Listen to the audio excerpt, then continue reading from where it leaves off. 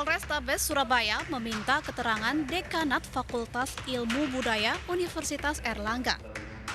Hal ini terkait dugaan penyimpangan seksual yang dilakukan Gilang, mahasiswa Universitas Airlangga. Pihak kampus sendiri telah menerima 35 aduan terkait aktivitas Gilang dengan modus penelitian ilmiah. Sebelumnya, polisi sudah meminta keterangannya 3 orang mahasiswa yang diduga menjadi korban.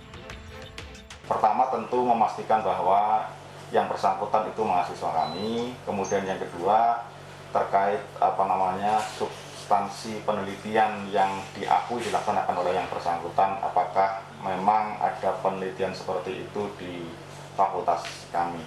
Dan menjadi tugas kami untuk menjelaskan bahwa jelas sebagai fakultas humaniora kami menjunjung kemanusiaan dan tidak mungkin ada penelitian yang justru mencederai rasa kemanusiaan.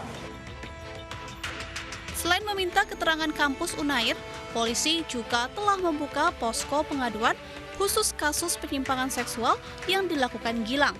Dengan posko tersebut, polisi menjamin kerahasiaan para korban jika melapor.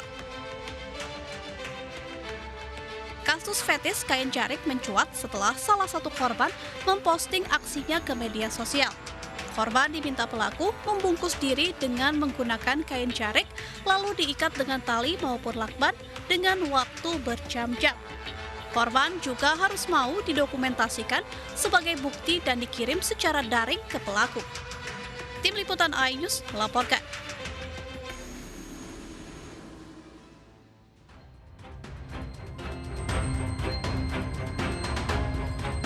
AP menjadi tahanan Satreskrim Polres Blora, Jawa Tengah setelah dilaporkan atas dugaan pencabulan terhadap putri kandungnya yang baru 11 tahun. Peristiwa tersebut terjadi malam hari saat putrinya sedang tidur.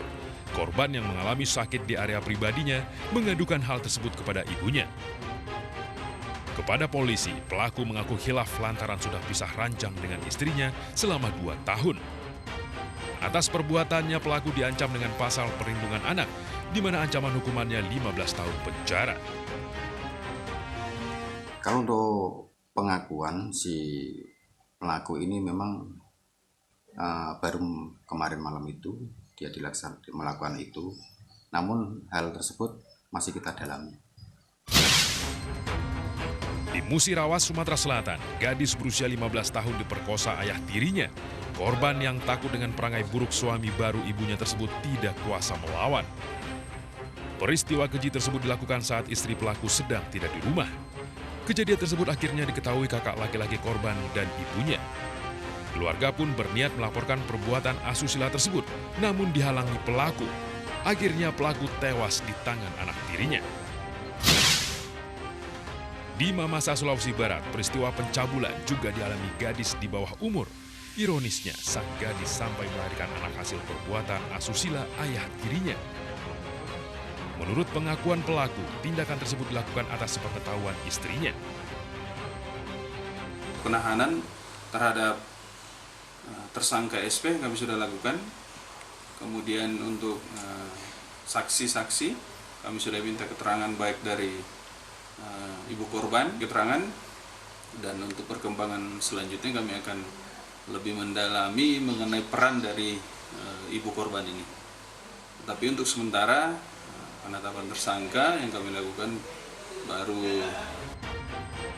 Tersangka dijerat pasal 81 ayat 2 dan 3 tentang Undang-Undang Perlindungan Anak dengan ancaman penjara 15 tahun. Tim Liputan iNews melaporkan.